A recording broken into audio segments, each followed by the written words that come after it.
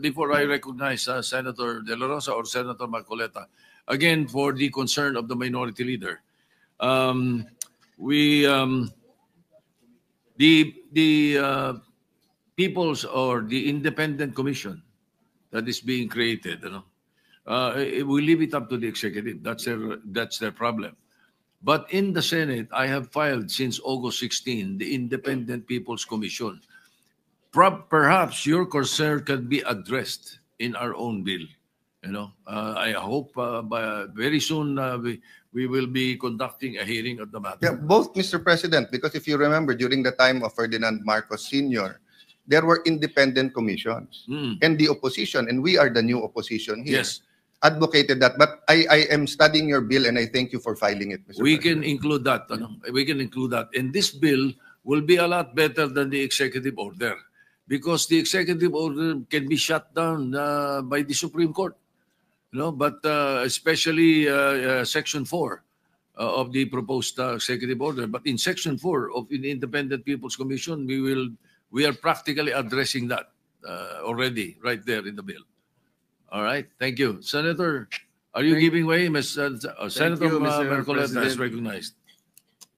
May I have the permission, Mr. President, to read your letter addressed to the House Infrastructure Committee dated September 8, 2025. This is to formally approve your request for Mr. Bryce Hernandez to attend your hearing tomorrow, September 9, 2025, 9 a.m. at the People's Center House of Representatives.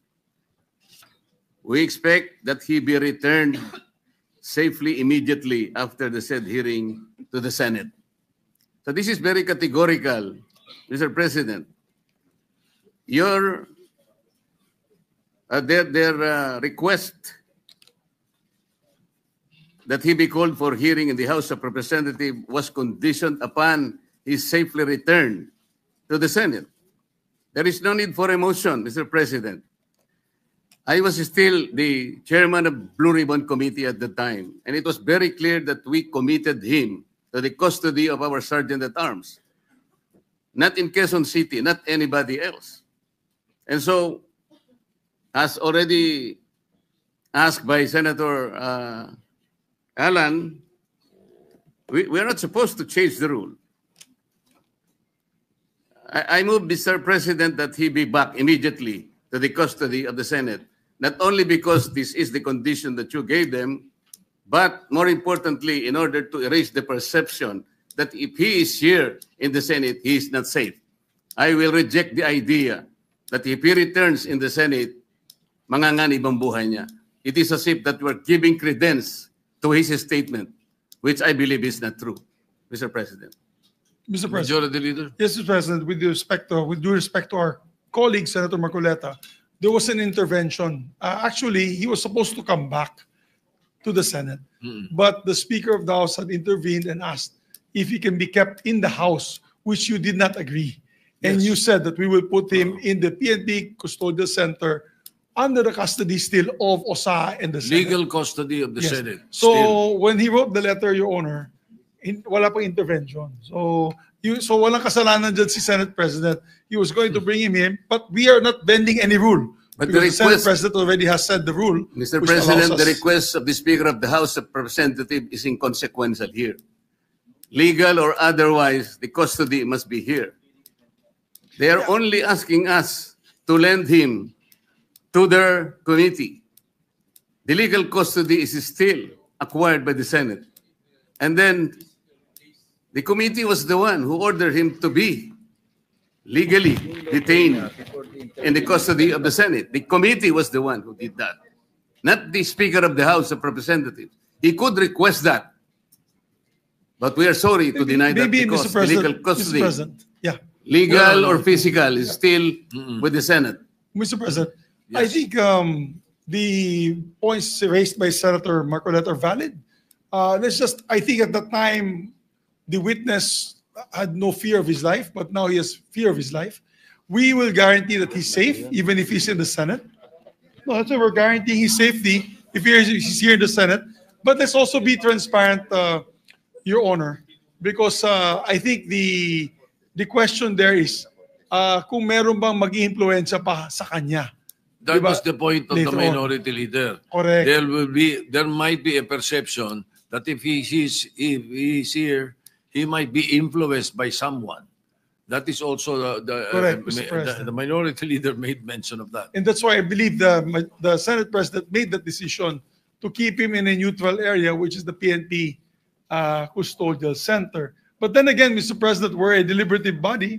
If the body would wish him back here to the Senate, then we can discuss it further. Mr. President, just a quick intervention. Go ahead, Senator Lacson. I would like to echo the earlier manifestation of the majority leader. Yung letter po ng ating Senate President was valid before the intervening event occurred. So we cannot invoke the letter of the Senate President kasi wala pa yung intervening event na mayroong request from the Speaker of the House. And the Senate President, you know, using his own wisdom, granted the request, but we have not given the legal custody of Bryce Hernandez to the House. We still maintain or retain the legal custody over his person. And as I mentioned earlier, kung kailangan siya ng House, they will have to seek permission from the Senate President. Again, yes. Oh, they are not in Thank you, custody. Mr. President. Yes, Mr. Senator De La Rosa. President. Yes, go ahead. Thank you, Mr. President. Mr. President, You know, Let Senator De La Rosa speak first. Go ahead. we have a very sad experience, Mr. President. Because if the reason why the Speaker requested for Bryce Hernandez to be detained not in the Senate, because for fear of being influenced by anybody or any member of the Senate, alam mo, Mr. President, Colonel Grijaldo nag-testify dito sa ating committee about the wrongdoings of the members of the Quadcom. Nagsumbong siya dito, Mr. President. And after he read his statement, sabi niya sa amin, Sir, can I be protected by the Senate? Dahil alam kong pinag-initan ako ngayon ng House. So, I share the information to the committee and even to the leadership of the Senate. But the following day or the days after, he was required to appear before the Quadcom and he was cited in contempt. Nang siya ay na-contempt, kinulong siya doon. At nang kinulong siya doon, look what happened. Binubombard siya doon, pinupuntahan siya doon at sinasabihan na huwag yung gusto namin na mangyari, gawin mo na para makalabas ka na dito sa kulungan. Hindi nag-give in si Colonel Grijaldo. Kinulong siya hanggang natapos ang 19th Congress. So, Mr. President, sila ay takot sa kanilang ginagawa mismo. Hindi po yan gagawain ng Senado na mag-impluensya ng resource person. Never pa nangyari yan na mayroong pumunta doon sa baba, tinakot yung nakakulong contempt, cited in contempt na resource person. Gawain nila yan sa House of Representatives. Ginawa nila kay Grijaldo. Kaya huwag tayong basta-basta bumigay sa kanila dahil we should be independent from them, Mr. President. Hindi natin sila dapat sundin kung anong kagustuhan nila. We have to stand on our own. Thank you, Mr. President. Mr. President, Yes, Senator Marcoleta. noong pong September 8, 2025, ako pa rin po ang chairman ng Blue Ribbon Committee. Ang Blue Ribbon Committee po ang nag-approve ng legal and physical custody nung ma-cite in contempt si Bryce Hernandez. Nung makiusap po ang Speaker ng House of Representatives sa inyo, di po ba dapat nakonsulta naman ang chairman ng Blue Ribbon Committee? Dahil kami po, ginawa namin yon through the collective wisdom of the committee. Hindi po namin gawa-gawa yon. Kaya lang namin siya sinite in contempt sapagkat halos ipamukha na namin sa kanya ang mga datos. Ibinigay ko na sa kanya ang lahat ng ipinanalo at ipinatalo niya sa casino. Pati yung ginagamit niyang dalawang ID na galing sa LTO, ayaw pa niyang aminin. Ganun po yung nangyari. Gusto lamang namin siyang turuan ng leksyon para sa ganun kahit papano baka maisip niya na dapat sana mapahiya na siya sa sarili niya kung meron pa siyang kahihiyan, dapat naman sana, nung siya'y mag-request ngayon sa House of Representatives, hindi po sa kanya dapat manggaling ang request kung saan siya magko-custody. Ang custody po yung natapos na. Nagsalita na po ang Blue Ribbon Committee. Bakit po hindi man lang nakonsulta ang Blue Ribbon Committee? Bakit kailangan po ang House of Representatives Speaker ang mananaig sa kanyang request? Kalabisan na po ba ang Blue Ribbon Committee noong araw na yon, Mr. President? May I be clarified on what date that transpired? Yesterday or September 8 po. Monday? Yes, Mr. President. Majority Leader. Monday was the hearing here in the Senate. Monday, he was cited in contempt. Yeah. But the hearing in the House was on Tuesday, September 9.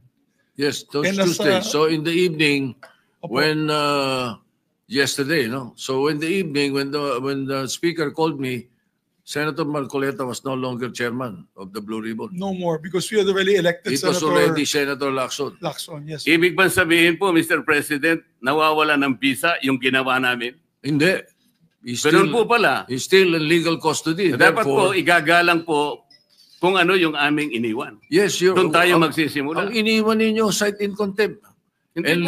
legal Nasa custody legal of the custody Senate. na po ng, He was still ng House. under the legal ng, custody of ng the Senate. Mr. President, may I ask for a minute suspension? Session suspended.